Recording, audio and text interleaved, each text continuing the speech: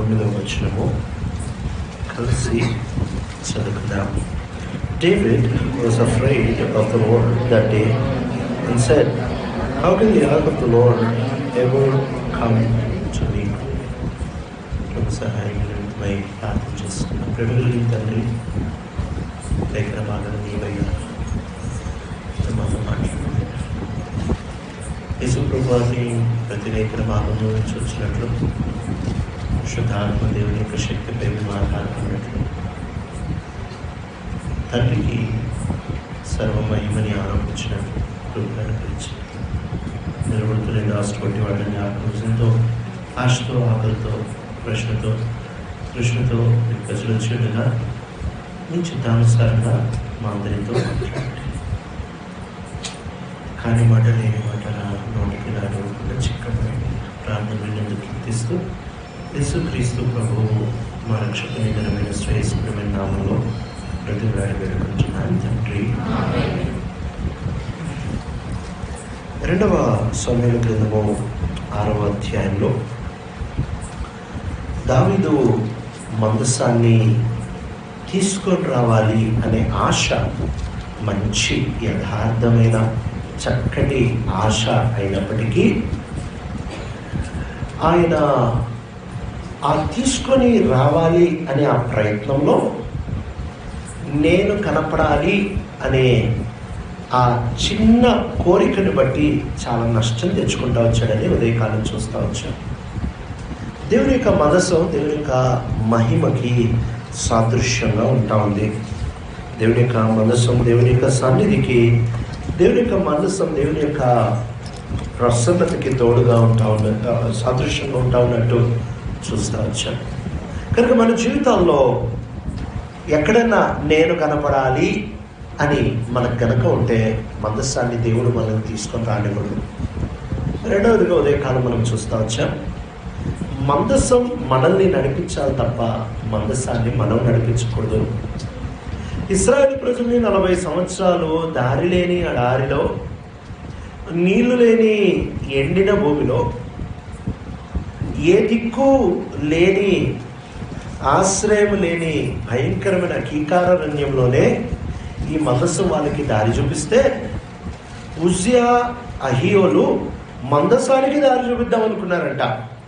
చాలా మార్లు దేవుడు ఏదో మన జీవితాన్ని నిర్వహించలేడు, నడిపించలేడు, చూసుకోలేడు, చేసుకోలేడు అన్నట్టు మనము ప్రణాళికలు వేసేసుకొని, మనం ఆలోచనలు చేసుకొని, మనం అన్నిటినీ మనం అనుకున్నట్టు సమకూర్చేసుకొని ఆ తర్వాత దేవుడి దగ్గరికి వచ్చి, ప్రభా ఇలా చేద్దామని అనుకుంటున్నాము, ఇప్పుడు మాకు సాయం చేయి, మేము డిసైడ్ అయిపోయాము ఇట్లా చేద్దామని, నువ్వు మాకు సాయం చేయమని అడుగుతూ ఉంటాం. మందస్సాన్ని మనం నడిపించకూడదు. మందసం మనకు దారి చూపించాలి, మనం మందసానికి దారి చూపించకూడదు. ఉజ్జియా మందసానికి దారి చూపిద్దామని ప్రయత్నిస్తూ వచ్చాడు. అందుకని దేవుని యొక్క హస్తము, దేవుని యొక్క కోపము, దేవుని యొక్క ఉగ్రత ఉజ్జియా మీద రగులుకొని ఉజ్జియా చనిపోతా వచ్చాడు. అక్కడ తాగలే. ఉజ్జియా ఎందుకు మందసంతో అంత నిర్లక్ష్యంగా వ్యవహరిస్తూ వచ్చాడు తనకు తెలీదా? మందసం ఎంత పవిత్రమైనదో, తాను దాన్ని ముట్టలేడని, తాను దాన్ని ముట్టినప్పుడు బైబిల్ తనకి పెడతా వచ్చిన పేరు అమాట చూద్దాం. 2వ సమూయేలు గ్రంథం 6వ అధ్యాయము 7వ వచనం చదివిన 2వ సమూయేలు 6:7. యెహోవా కోపము ఉజ్జియా మీద రగులుకొనెను, అతడు చేసిన తప్పును బట్టి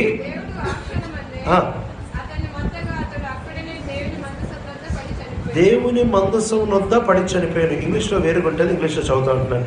Lord's anger burned against Uzziah because of his irreverent act.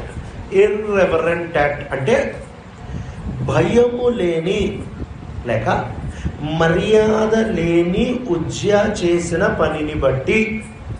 భయం లేకుండా చేశాడు, మర్యాద లేకుండా చేశాడు. ఎందుకు? అదే కారణం చూస్తూ వచ్చాడు. ఏంటి అనంటే ఉజ్జియా యొక్క ఇంట్లో, అంటే ఉజ్జియా అహినాదాబు కుమారుడు, తన ఇంట్లో మందసం 20 సంవత్సరాలు ఉండిందంటే కనీసం 7,000 రోజులు ఉంటా వచ్చింది. 7,000 రోజులు తన ఇంట మందసం ఉంటా వచ్చింది కాబట్టి రోజు మందసాన్ని చూసి చూసి చూసి మందసం మీద భయం పోయి ఏముందిలే మందసం మా ఇంట్లో పడిందే కదా అని అనుకున్నాడు.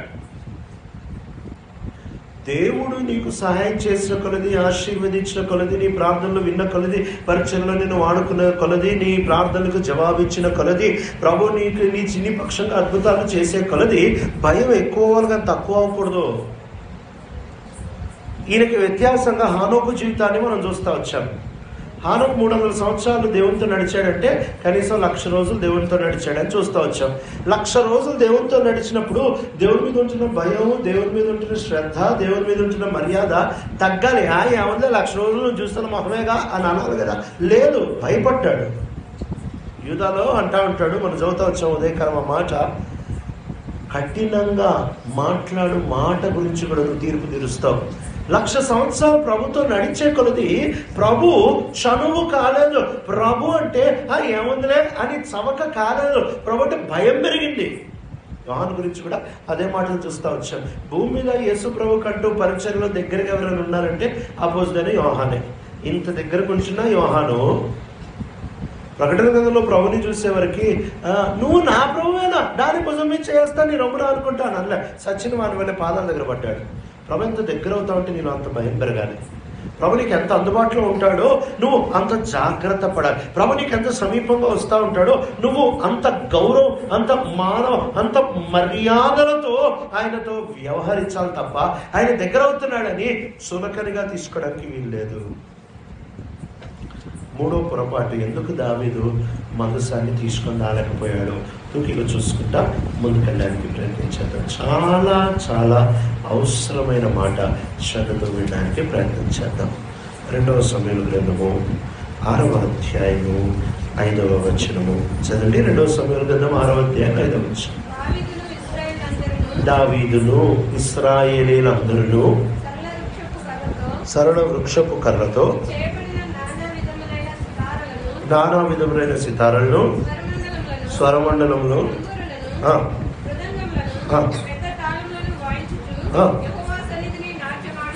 యెహోవా సన్నిధిని నాట్యమాడుచుండిరి. అంతే ఉందక్క. ఇంగ్లీష్లో కొంచెం వేరుగా ఉంటుంది. చదువుతాను. David and the whole house of Israel were celebrating with all their might before the Lord. Jehovah ఎదుట. సరే, ఆ మాట కింద ఉంటుంది అన్నమాట. 14వ వచనం చదవండి. ఎట్లనగా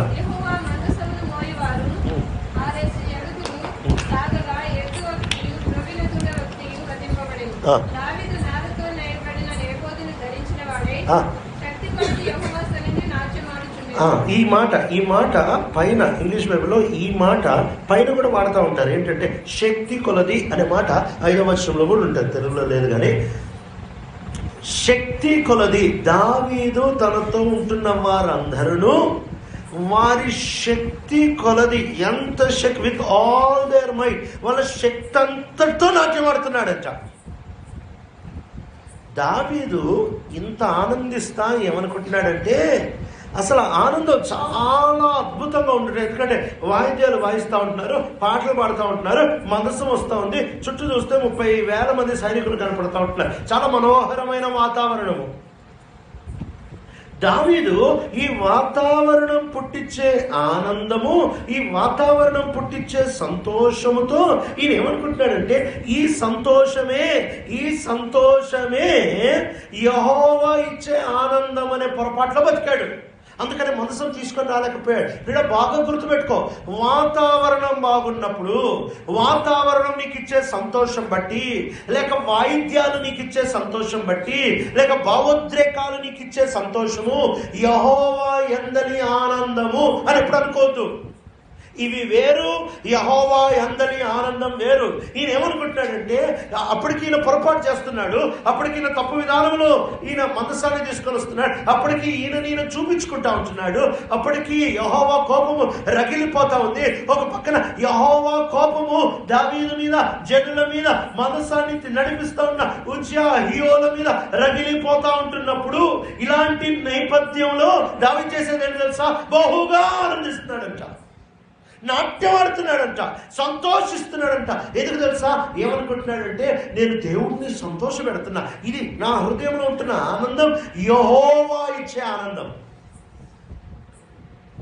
ఈ రెండిటికి వ్యత్యాసము ఒక వ్యక్తి ఖచ్చితంగా నేర్చుకోవాలి. ఈ రెండింటికి వ్యత్యాసము చూపించేది ఏంటంటే, లోకమిచ్చే సంతోషము, యెహోవా యందలి ఆనందం. ఈ రెండు చాలా వేరు, ఈ రెండు ఒకటి కాదు.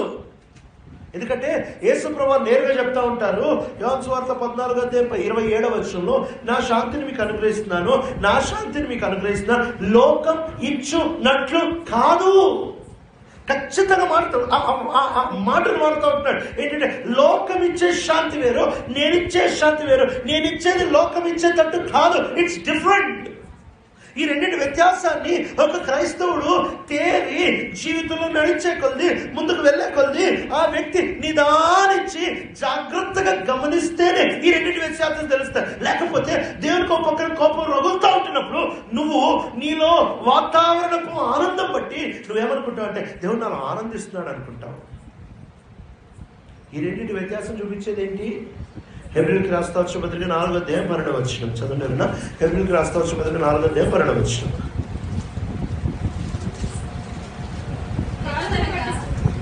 అమ్మా, ఎందుకనగా దేవుని వాక్యము సజీవము గలదై, బలము గలదై, రెండంచుల గల ఎటువంటి ఖడ్గము కంటెను వాడిగా ఉండి, ఆ మాట బాగా గమనించండి, ప్రాణమును ఆత్మను కీళ్లను మూలుగును విభజించుమట్టునంతగా దూరుతూ, ఆ మాట బాగా గమనించండి, హృదయం యొక్క తలంపును ఆలోచనలను శోధించుచున్నది. చాలండి.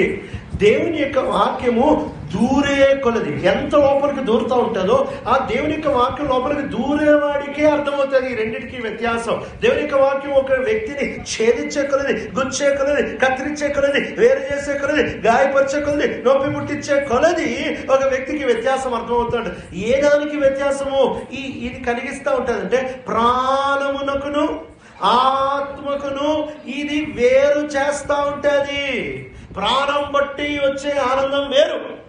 ధనవంతుడు విస్తారంగా ధనవృద్ధి చేసుకుని ధనాగారాలు పాతవి కింద పడగొట్టి కొత్త కొట్లని కట్టి ఆయన తనకి తాను చెప్పుకుందాం అనుకుంటున్న మాట ఏంటంటే, ప్రాణమా తినుము, తాగము, సుఖించు.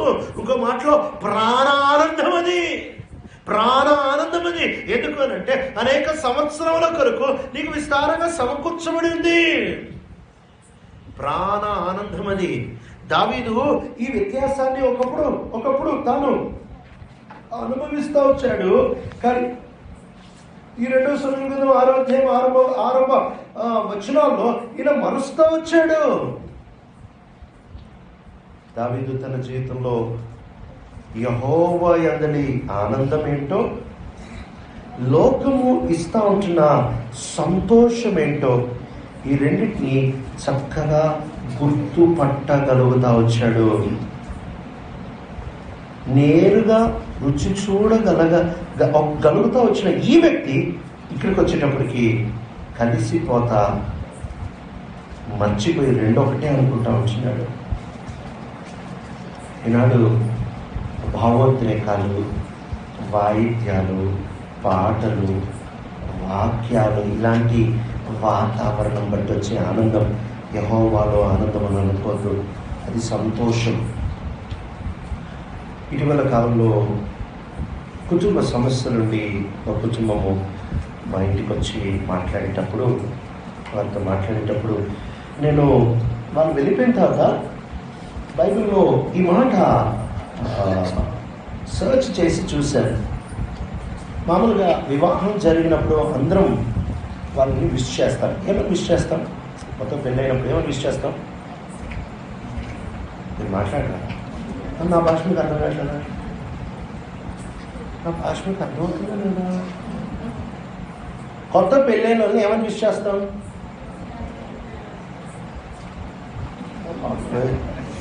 ముందే షార్ట్ గారిపోతున్నాయి అమ్మ. కొత్త పిల్లల్ని ఏమని విష్ చేస్తాం కూడా తెలీదా? హ్యాపీ మ్యారీడ్ లైఫ్ అని విష్ చేస్తాం. ఈ పదం గుర్తొచ్చి ప్రతి ఒక్కరికి ఇదే కదా, happy birthday, happy married life. ఈ పదం చూసి ఈ కుటుంబ సమస్యతో వచ్చిన కుటుంబంతో మాట్లాడి కౌన్సిలింగ్ ఇచ్చిన తర్వాత వాళ్ళు వెళ్ళిపోయిన తర్వాత బైబిల్ తీసి సెర్చ్ కొట్టాను. హ్యాపీ అనే పదం ఎన్నిసార్లు బైబిల్లో ఉందంటే నేను ఆశ్చర్యపోయింది ఏంటి తెలుసా, ఇంగ్లీష్ బైబిల్లో 20 సార్లు మాత్రమే ఉంది. దాంట్లో 5 సార్లు మాత్రమే మంచి సందర్భంలో ఉంది. యెహోవా యందు ఆనందం, జాయ్ అనే మాట కనీసం 220 సందర్భాలు ఉంది. ఈనాడు ప్రపంచం అంతా ఒక క్రైస్తవుడు కూడా దేని వెనకాల పరిగెడుతున్నాడు కదా, సంతోషం వెనకాల పరిగెడుతున్నాడు. సంతోషం అనే భావోద్రేకం వెనకాల పరిగెడుతూ ఉంటున్నాడు. సంతోషము అనే వాతావరణం వెనకాల పరిగెడుతున్నాడు. ఏంటంటే అన్ని తనకి అనుకూలంగా, తనకు సంతోషంగా ఉండాలని. దేవుడు నిన్ను సంతోష పెట్టడానికి లేడు,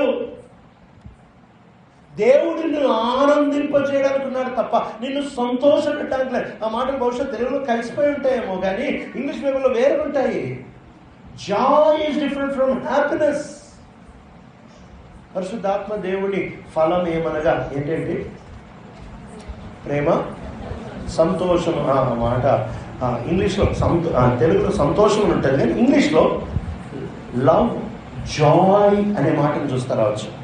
అంటే ఈ రెండు వేరు. యెహోవాలో ఆనందం వేరు, సంతోషం వేరు. సంతోషం అంటే ఒకవేళ ఇస్సాకుకి ఏశావు మాంసం తెచ్చి ఇచ్చినప్పుడు సంతోషం పుట్టింది, అది యెహోవాలో ఆనందం కాదు. ఆయనకు బాగా అనిపించింది, ఆయన మెదడుకు బాగా అనిపించింది, ఆయన నాలుకకు బాగా అనిపించింది, ఆయన కళ్ళకు బాగా అనిపించింది, ఆయన శరీరానికి బాగా అనిపించింది, ఆయన కడుపుకు బాగా అనిపించింది. ఈ బాగా అనిపించడం యెహోవాలో ఆనందం అని ఎప్పుడు అనుకోవద్దు. ఈ రెండింటికి చాలా వ్యత్యాసం ఉంది. ఎప్పుడైతే పరిశుద్ధాత్మ దేవుడు వాక్యమును కత్తిలాగా, వాడైన కత్తిలాగా లోపలికి లోపలికి లోపలికి దూసుకొని పోతూ ఉంటాడు, అప్పుడు మాత్రమే ఈ ఆనందం వేరు, ఈ సంతోషం వేరని నీకు అర్థమవుతుంది. ఈయన దేవునికి దూరంగా ఉండి, దేవునికి విరోధంగా ఉండి, దేవునికి విరోధమైన యాత్ర చేపట్టుకుని, దేవునికి విరోధమైన పనుల నిమగ్నమైపోయి ఎట్లా ఆనందిస్తున్నాడంటే తన శక్తి కొలది నాట్యం వేస్తున్నాడు.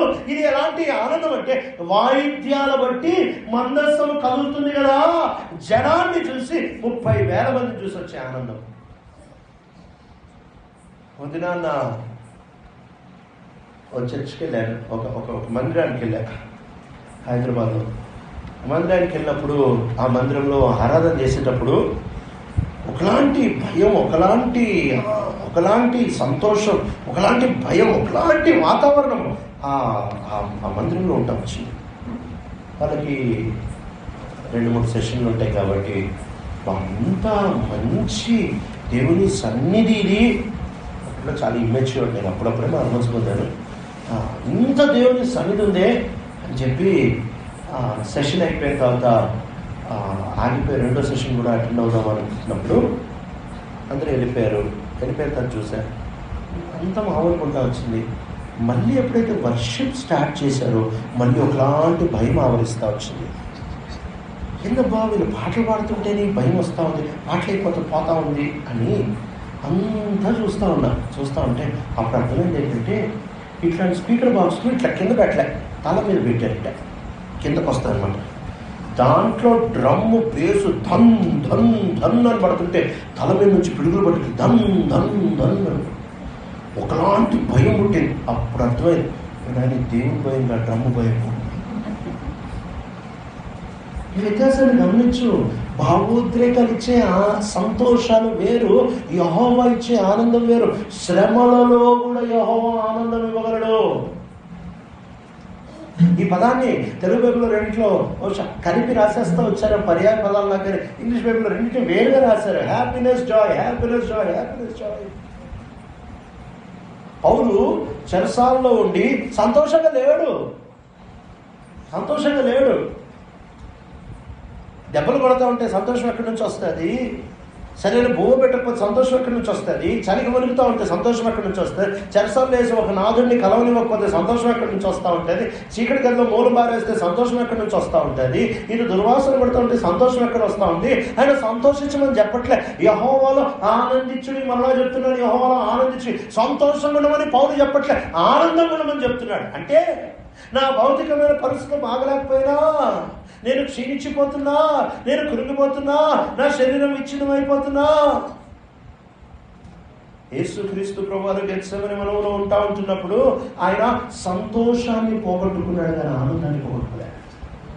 ఆయన బావుగా కలవరపడ్డాడు అని అంటే సంతోషంలో కలవరం వచ్చింది. ఏంటంటే ఆ శరీరానికి కలిగించే బాధ, నొప్పి, వేదన, ఆ ముందుంటున్న పరిస్థితులు, తన శిష్యులు పారిపోతున్నా తనని తన చేయి వదిలి పెడతా ఉంటున్నాడు. ఈ పరిస్థితులన్నీ తనలో భౌతికమైన బాధ పట్టించాడు. ఆత్మలో నిరాశ తీసుకొని రాలేదు. దావీదు రెండింటిని కలిపేశాడు, సమ్మిళితం చేసేసి అంతా బాగుంటే యెహోవాలో ఆనందం అని అనుకుంటా వచ్చాడు. అందుకనే దేవునికి విరోధమైన యాత్ర చేపడతా కూడా తన శక్తి అంతటితో నాట్యం ఆడుతున్నాడంట.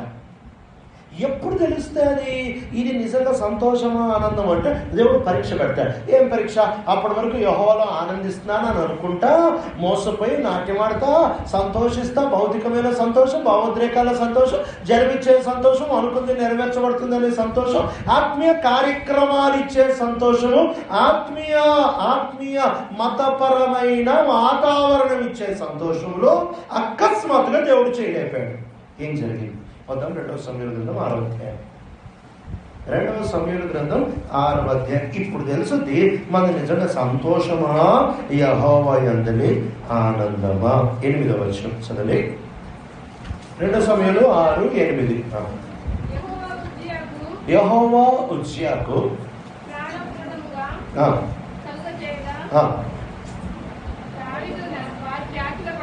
దావీదు వ్యాకులపడి ఆ స్థలమునకు పెరేజ్ ఉజ్జా అని పేరు పెట్టాను. దావీదు వ్యాకుల పడ్డాడంట. ఎందుకు వ్యాకుల పడ్డాడు తెలుసా? దేవుడు చెయ్యి లేపి చంపేసినందుకు ఈ వ్యక్తి వ్యాకుల పడ్డాడంట. ఇంగ్లీష్ బైబిల్ ఏమంటారు తెలుసా? That David was angry because the Lord's wrath had fallen on Uzziah and he named the place Perez Uzzah. ఆయన దేవుడు చెయ్యెత్తి ఉజ్జియాని చంపాడు కాబట్టి ఇంగ్లీష్ బైబిల్ ఏం చెప్తుందంటే కోపం వచ్చిందంట. అంటే దేవుడు చేసిన పని ఈయన శరీరానికి, ఈయన గుండెకి, ఈయన మెదడుకి, ఈయన ప్రణాళికకి, ఈయన పద్ధతికి అడ్డొచ్చేటప్పటికి కోపం వచ్చింది. దీన్ని బట్టి అర్థమైపోద్ది ఈయన సంతోషంలో ఉన్నాడు కానీ యెహోవాలో ఆనందించట్లేదు. నీకు దేవుడు చేసే కార్యం నొప్పికరంగా ఉన్నప్పుడు కూడా నువ్వు ఆనందిస్తూ ఉంటే అది యెహోవాలో ఆనందించు. దేవుడు చేసే కార్యం నీకు కొంచెం అంత నొప్పి పుట్టిస్తే, దేవుడు చేసే కార్యం, దేవుడు ఏదైనా నష్టం కలిగించినప్పుడు నీకు కోపం వస్తే, దేవుడు ఏదన్నా లేమి, ఏదైనా కీడు, ఏదైనా రోగం, ఏదన్నా నష్టం, ఏదన్నా అవమానం, ఏదన్నా నింద నీ మీద వచ్చేటట్టు చేసినప్పుడు నీకు ఒకవేళ కోపం, ఒకవేళ బాధ, ఒకవేళ అసంతృప్తి వస్తా ఉందంటే నువ్వు అసలు యెహోవాలో ఆనందించేవాడు కాదు. నువ్వు వాతావరణపు సంతోషంలో బతుకుతున్నావు. వాతావరణపు సంతోషాల్లో బ్రతికేవాడు మనసాన్ని తీసుకొని రాలేడు. వాతావరణం నాకు సంతోషం ఇవ్వనివ్వను ప్రభా, నీ బట్టి ఆనందిస్తాడు. యేసుక్రీస్తు ప్రభువారి జీవిత సారం ఏంటి తెలుసా? ఆయన మందిరంలోకి తీసుకొని వచ్చారు. సంవత్సరానికి ఒకసారి తెచ్చేవాళ్ళు వాళ్ళ అమ్మ నాన్నలు. మందిరం తీసుకొని వచ్చారు. లూకా 2లో 12 సంవత్సరాల వయసులో మన భాషలో చెప్పుకోవాలంటే 6వ తరగతి పిల్లోడిని మందిరానికి తీసుకొని వచ్చేటప్పటికి పండుగ దినాలు అయిపోయిన తర్వాత అందరూ బయలుదేరి వెళ్ళిపోతా ఉంటున్నారు. అక్కడ 3 పేర్లు రాయబడతా ఉంది. ఒకటి మరియ యోసేపు అంటే కుటుంబం, 2వది బంధువులు, 3వది స్నేహితులు. బంధువులు, స్నేహితులు, కుటుంబం, వీళ్ళు 3 బయలుదేరి వెళ్ళిపోతా ఉంటున్నారు. వాళ్ళతో ఉంటే ఎంత ఆనందము. వాళ్ళని తీసుకొని వచ్చిన పప్పలు తినుకుంటా, వాళ్ళు ఎక్కడైనా ఆగితే పిల్లల బ్యాచ్ అంతా పక్కకెళ్ళి ఆడుకుంటా, అమ్మా నాన్నలతో పడుకొని వాళ్ళు ఎంత సంబరంగా ఉంటుంది. మన భోజనాలు లాంటిది అనమాట. చాలా సంబరంగా ఉంటుంది. చాలామంది స్నేహితులు, బంధువులు, కుటుంబం అంట. వీళ్ళు 3 నడుచుకుంటా వెళ్తా ఉంటున్నారు. వాళ్ళతో ఎంత ఆనందించవచ్చు, ఎంత సంబరం. ఎన్ని ఆటలు, ఎన్ని తిను పదార్థాలు, ఎన్ని తినుబండారాలు, ఎంత చక్కటి వాతావరణం ఆనందించవచ్చు, కానీ సంతోషించవచ్చు. కానీ యేసుక్రీస్తు ప్రభువారు వాళ్ళందరినీ విడిచి మందిరంలో ఆగిపోతా వచ్చాడు. మందిరంలో భూవరు పెట్టరు, మందిరంలో పండుకోవడానికి స్థలం ఎక్కడ వెతుక్కున్నాడు, మందిరంలో ఆయన స్నానాలు ఎక్కడ చేశాడు, మందిరంలో బట్టలు ఎక్కడ వెతుక్కున్నాడు, మందిరంలో అసలు ఎట్లున్నా 6వ తరగతి చదువుతున్నాడికి ఎప్పటికీ పిల్ల చేష్టలు పిల్లాటలు కావాల్సి వచ్చిన, పిల్లల సంతోషంలో సంతోషించాల్సిన యేసు ప్రభు ఎక్కడ ఆనందిస్తా ఉంటున్నాడంటే తన తండ్రి పనిలో, తన తండ్రి ఇంట్లో ఆనందిస్తున్నాడంట. తన అమ్మ నాన్నకి, బంధువులకి, స్నేహితులకి పండగ వరకే ఆనందం, పండగ వరకే ఆనందం. యేసు ప్రభుకి పండగ అయిపోయిన తప్పుడు ఆనందం. క్రిస్మస్ రోజు మందిరానికి రావాలంటే చాలా ఆనందం. ఎందుకు తెలుసా? అది శరీరం ఇచ్చే, వాతావరణం ఇచ్చే సంతోషం.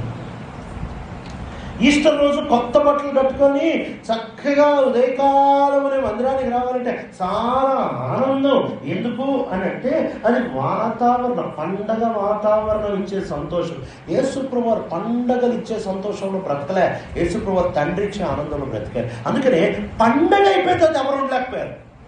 పండగ అయిపోయింది, మరి ఉండలేకపోయింది, యోసేపు ఉండలేకపోయారు, బంధువులు స్నేహితులు ఎవరూ ఉండలేకపోయారు. యేసు ప్రభు మందిరంలో ఉండిపోగలుగుతా వచ్చాడు. ఎందుకు తెలుసా?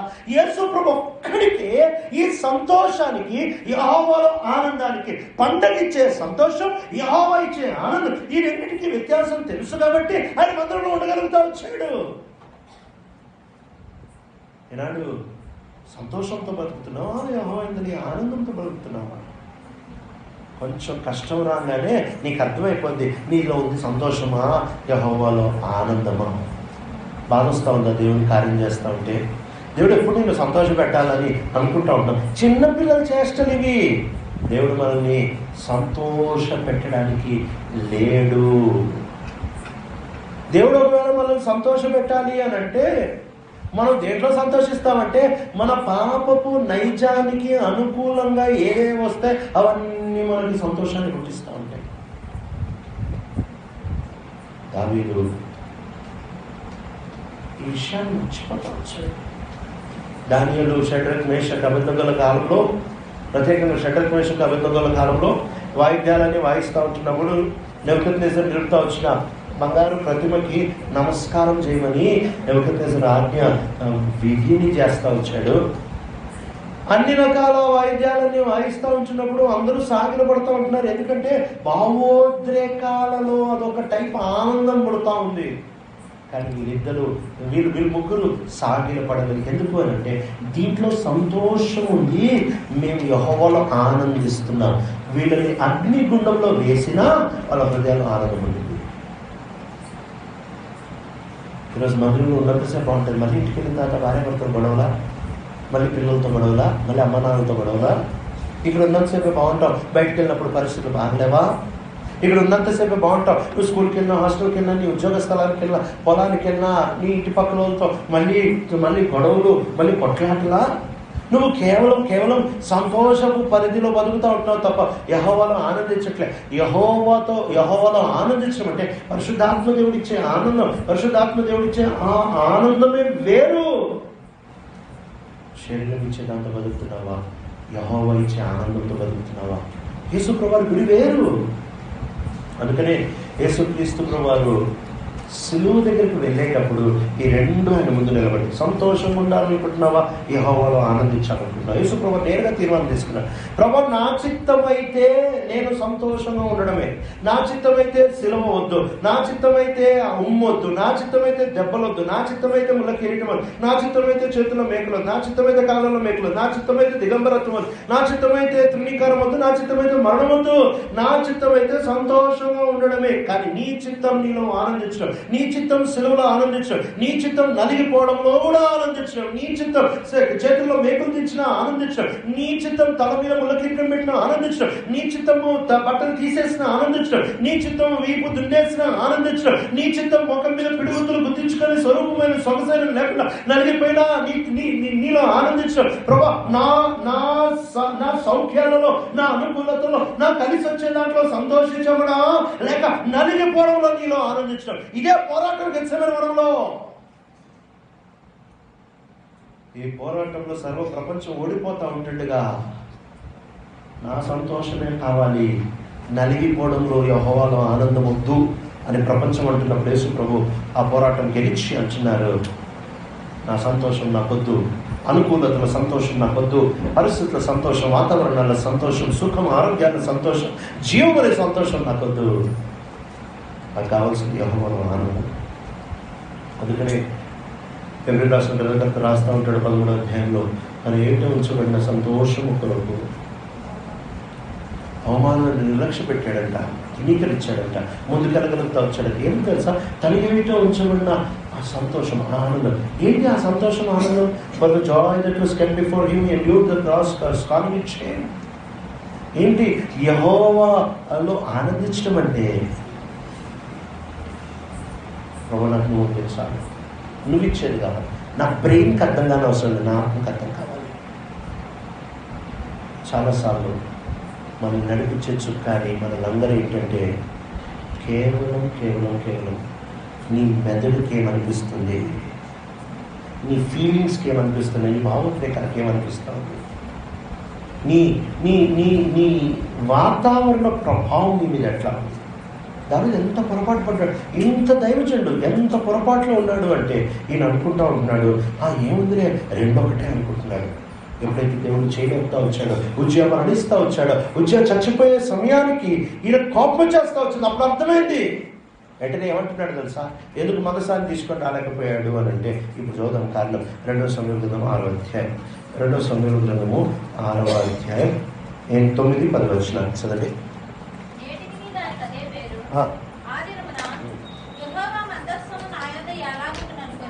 యెహోవా మందసం నా యొద్ద ఎలాగుండును అనుకొని దావీదు యెహోవాకు భయపడి యెహోవా మందసమును తెప్పించనొల్లక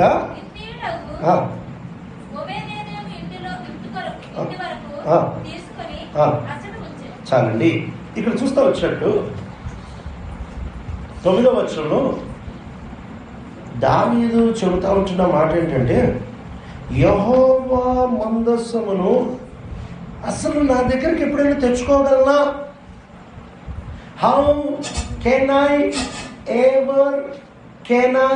ever bring the ark of the Lord to be with మీ?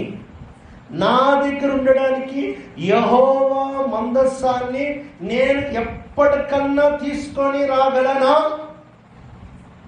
నేను తీసుకొని రాలేను.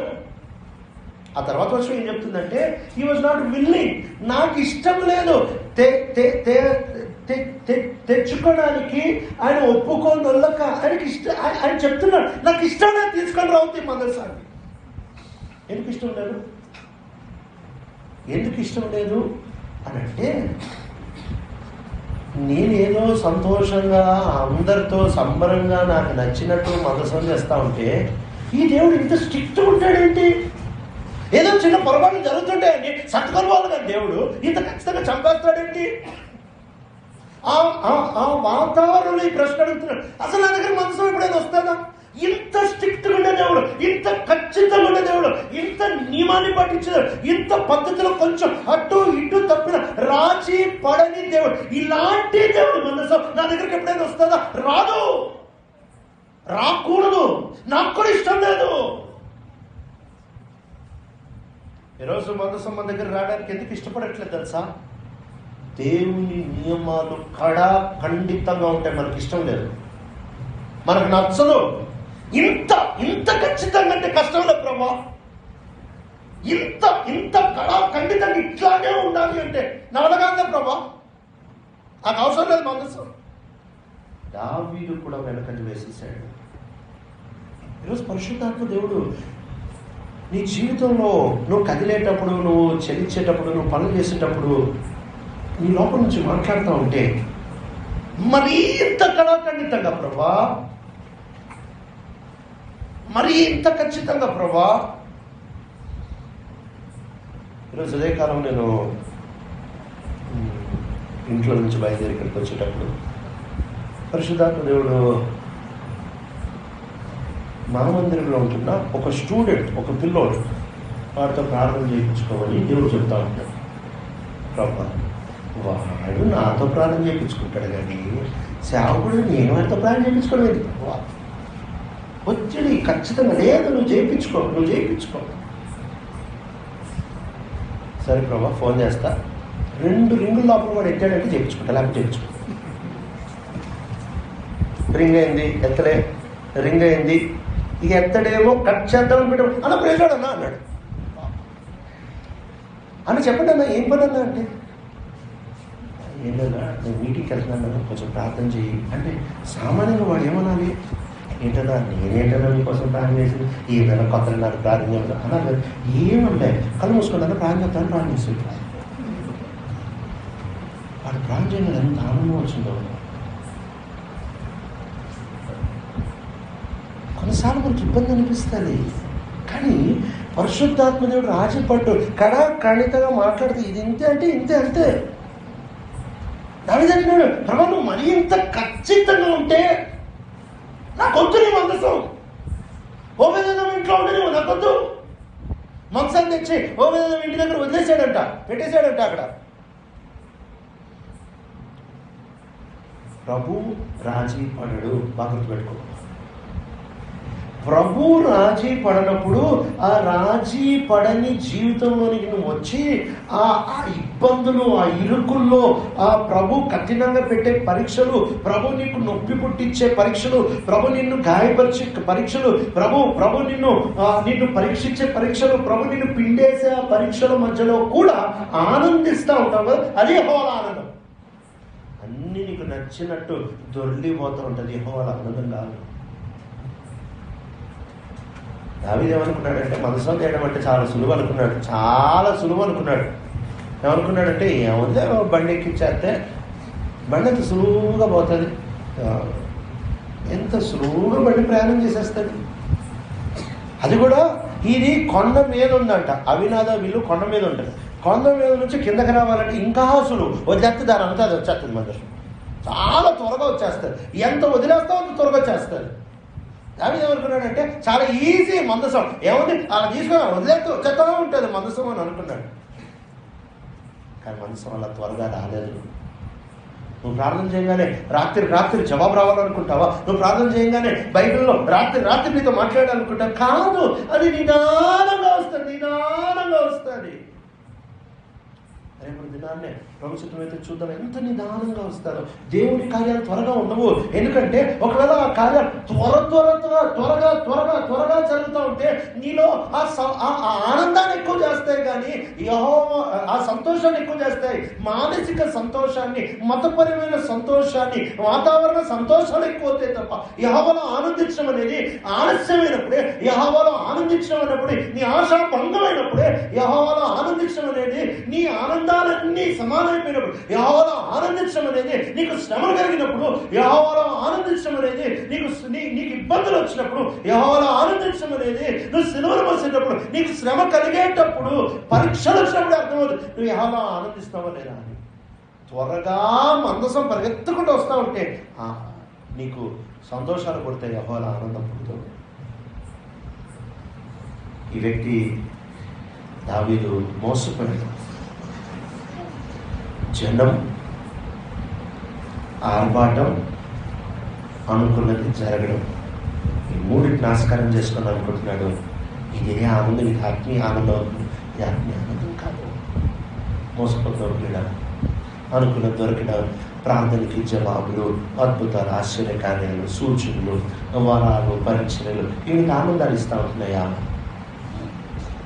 ఎప్పుడైతే దయ్యాలను పట్టిన తర్వాత యేసు ప్రభువు వారి దగ్గరికి వచ్చి లూకా సువార్త 10వ అధ్యాయంలో శిష్యులు చెప్తా ఉన్నాము. మాట చదువుదామా? లూకా సువార్త 10వ అధ్యాయం. పరిచయంలో వాడబడిన ఈ శిష్యులు యేసు ప్రభు దగ్గరికి వచ్చి చదువుతా ఉంటున్నారు. 17వ వచనం చదవండి.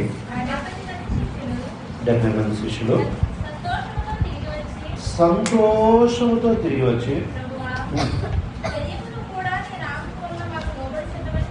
దయ్యములు కూడా నీ నామం వల్ల మాకు లోబడొచ్చినవని చెప్పగా ఆయన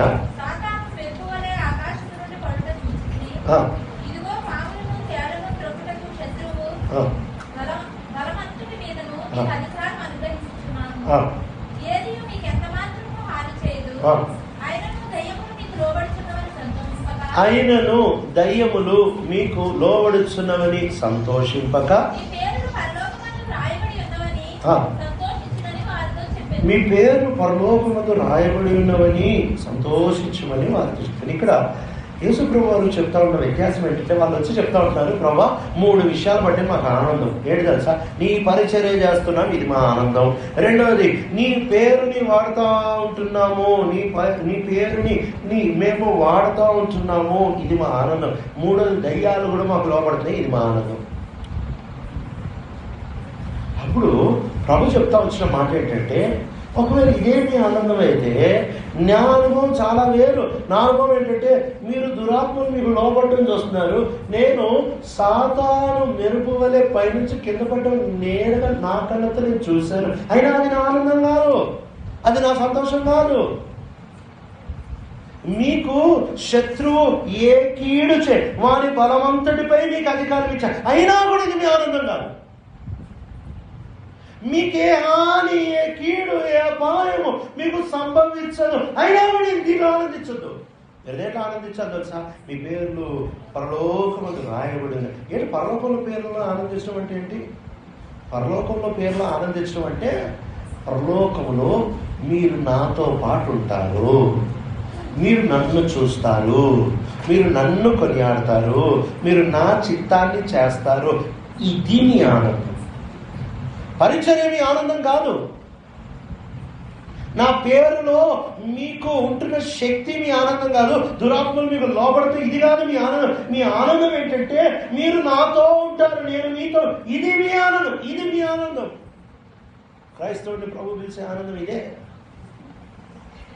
గెత్సేమనే వనంలో యేసు ప్రభువు అంతగా కదిలించబడి అంతగా చెలించి చేసిన ప్రార్థన ఏంటి కారణము అని అంటే, యేసు ప్రభువారు, తండ్రి నువ్వు వదిలిపెట్టద్దు, సిలువలో నువ్వు నన్ను వదిలిపెట్టద్దు. అందుకే అంత ఏడ్చాడు. ఎందుకంటే ప్రభా, నా చేతిలో మేకులు దించితే నా సంతోషం వెళ్ళిపోతుంది పోనీ, నో ప్రాబ్లం. నన్ను కొడితే నా సంతోషం పోతే పోనీ, నో ప్రాబ్లం. కానీ నా ఆనందం నీతో కలిసి ఉండడం ప్రభా, నా ఆనందం నీతో కలిసి ఉండడం, నీతో కలిసి ఉండే ఆనందం పోకూడదు ప్రభా. అందుకని ఏడ్చాడు. ఆయన ప్రార్థనకి జవాబు వచ్చిందా అని అంటే 100% ఆయన ప్రార్థనకి జవాబు వచ్చింది. నా తండ్రితో ఉంటున్న సంబంధాన్ని సిలువ మీద ఒక క్షణానికి కూడా యేసు ప్రభువు పోగొట్టుకోలేదు. చాలాసార్లు మనం ఏమనుకుంటామంటే, యేసు ప్రభు శిలువ మీద వేలాడిన 3 గంటలు తండ్రి ఆయన వదిలేశాడు అని అనుకుంటాం. కాదు, దేవునికి ఆయనకి సంబంధం లేదనుకుంటాడు, వదిలేశాడు అనుకుంటాం. త్రిత్వమైన దేవుడు ఒక క్షణానికి కూడా వదులుకోరు. ఒకవేళ వాళ్ళు వదులుకుంటే వాళ్ళు మారిపోతున్నట్టు దేవుడే కాదు. శిలువలో దేవుడు యేసు ప్రభువును ఒక్క క్షణాన్ని కూడా వదిలిపెట్టలేదు. రుజువు ఏంటి తెలుసా? మొదటి మాట శిలువలో, నా తండ్రి మీరేం చేయొచ్చు నేను క్షమించు. నా తండ్రి అంటే శిలువ మొదలుపెట్టినప్పుడు నా తండ్రి అంటే తండ్రి సంబంధం ఇంకా ఉంది. శిలువ ముగించేటప్పుడు తండ్రి నీ చేతిలోనికి నా ఆత్మని అప్పగిస్తా ఉంటున్నాను అంటే ఇంకా తండ్రి సంబంధం ఉంది. ఆరంభంలో తండ్రి సంబంధం ఉంది, చివరిలో కూడా తండ్రి సంబంధం ఉంది. ఇప్పుడు మనం అంటాం మధ్యలో ఏలో లామా సబక్తాని, నా దేవా నన్ను ఎదురు చేయి విడనాడితివి అని అంటాడు కదా. అంటే తండ్రి వదిలేశాడు కదా? కాదు, తండ్రిగా వదిలాడు. కానీ అక్కడ కూడా ఏం పదం మాట్లాడు తెలుసా? నా దేవా. ఆ పదం నా దేవా అంటే ఇంకా సంబంధం ఉంది. ఎందుకంటే సంవత్సరాల కొలది ఆ సంబంధం కొరకు ఏడ్చాడు. ఆయన ప్రార్థనలు వదిలేయడానికి, ఆయన ప్రార్థనలు కాదనుకోవడానికి తండ్రి అన్యాయస్తుడు కాదు. లోక పాపములన్నీ మోస్తా ఉంటున్నప్పుడు తండ్రి కుమారుని వదిలిపెట్టాడేమో కానీ దేవుడు తన వారిని వదిలిపెట్టనట్టు నేను వదిలిపెట్టలేదు.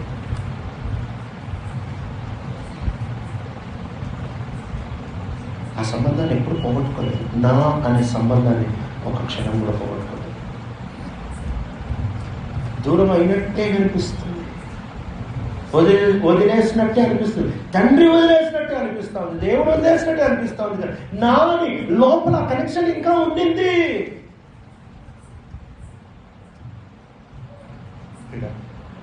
మన జీవితాల్లో ఇలాంటి ఆ కనెక్షన్, ఆ సంబంధం, ప్రభు నీతో సంబంధం. నేను ఎంత శ్రమగుండా ప్రయాణం చేసినా నీతో ఆ సంబంధం, ఎంత సులువుగుండా ప్రయాణం చేసిన, ఎంత నింద ఎంత అవమానం గుండా ప్రయాణం చేసినా నీతో సంబంధం పోకూడదు ప్రభా. ఈ తప్పనుందా?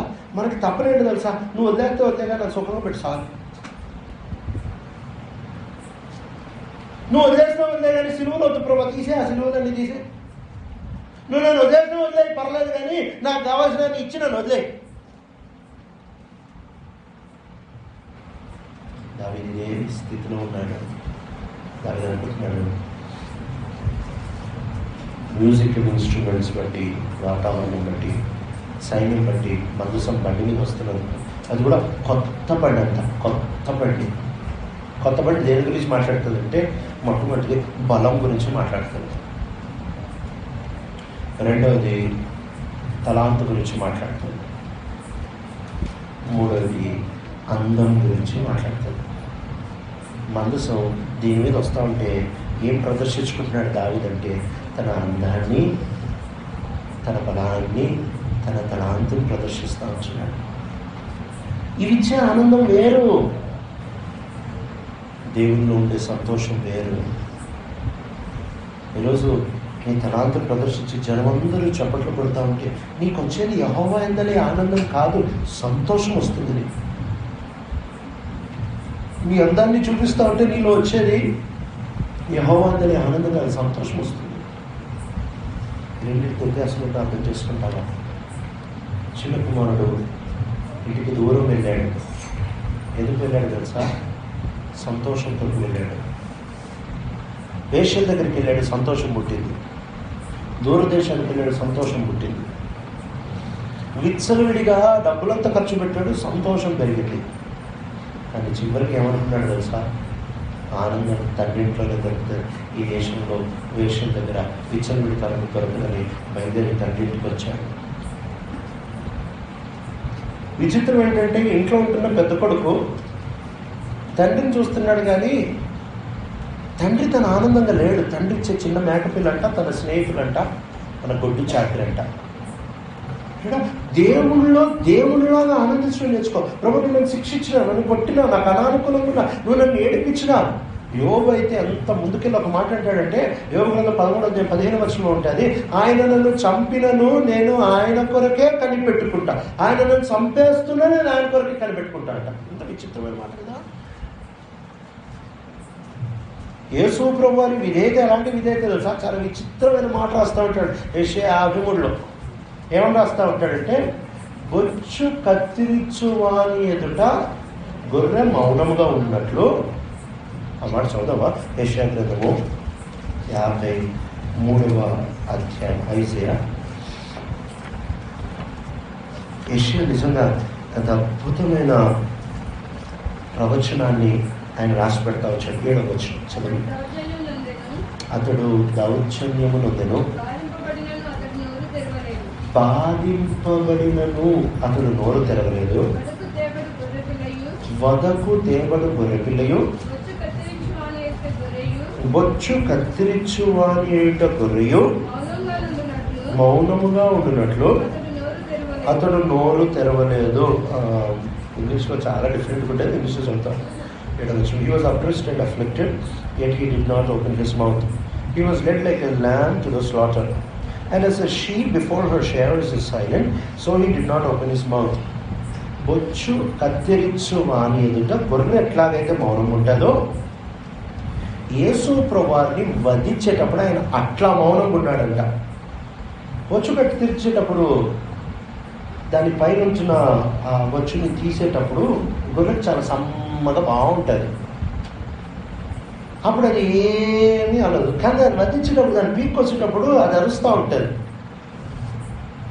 బొచ్చు కత్తిరించేటప్పుడు సమ్మగా ఉండేటప్పుడు, బాగుండేటప్పుడు, చక్కగా దానికి చాలా హాయిగా అనిపిస్తూ ఉంటాయి. ఆ హాయిగా అనిపించేటప్పుడు ఎట్లా నోరు మూసుకొని ఉంటుందో, యేసు ప్రభువారిని వధించేటప్పుడు అట్లా నోరు మూసుకొని అంట. అది ఇంగ్లీష్ బైబిల్ చెప్తున్నమాట. అంటే ఆయనని చంపేటప్పుడు, ఆయనని వధించేటప్పుడు అంత నొప్పి, అంత శ్రమ ఆయనకి యెహోవాలో ఆనందించేటప్పుడు హాయిగా ఉన్నట్టుందంట. నిజంగా తండ్రితో ఎంత సంబంధం ఉంది. అన్నాడు, నీకు సంతోషం ఉందా, యెహోవాలో ఆనందం ఉందా? ఓ రోజు ఒక ఇల్లు కట్టారు, పెద్ద ఇల్లు. ఆ ఇంటికి డెడికేషన్కి రమ్మన్నారు. సరే వెళ్ళా. చాలా పెద్ద ఇల్లు. ఇంకా బయట బోల్ట్ వేసేసారు, బయట రిబ్బన్ కట్టేశారు. వాళ్ళు ఆ పెద్ద ఇల్లు చాలా రూమ్స్ ఉన్నాయి. ఇంకా ఆ ఇంటి లోపలికి వెళ్ళేటప్పుడు రిబ్బన్ కట్ చేయాలి. రిబ్బన్ కట్ చేశారు, ప్రార్థన చేశారు. వాళ్ళు మర్చిపోయింది, ఇంట్లో చిన్న పాపని ఇంట్లోకి పెట్టి లాక్ వేసేసారు.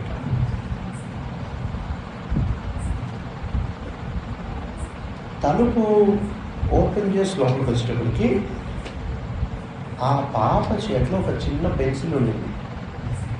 ఏ for apple, B for ball, C for cat అని మొత్తం గోడలన్నీ గీకేసింది. పెద్ద ఇల్లు, కోట్లు పెట్టి కట్టించుకున్నారు వాళ్ళు. ఈ చిన్న పాప 2 రూపాయలు పెన్సిల్ తీసుకొని మొత్తం గీకేసింది. యాపిల్ బొమ్మ, బ్యాట్ బొమ్మ, క్యాట్ బొమ్మ, అన్ని బొమ్మలు వేసి పెట్టేసింది. కట్ చేసి ప్రారంభం చేసి తలుపు తీసేటప్పటికి ఇంటీరియర్ డెకరేషన్ మొత్తం రెడీ ఉంది. ఇప్పటి వరకు ఈయన ఫ్లడ్ లైట్ మాదిరి వెళ్ళిపోతున్నాడు. కరెంటు పోయి మొహం వాడిపోయినట్టు మొహం అంతా వాడిపోయింది.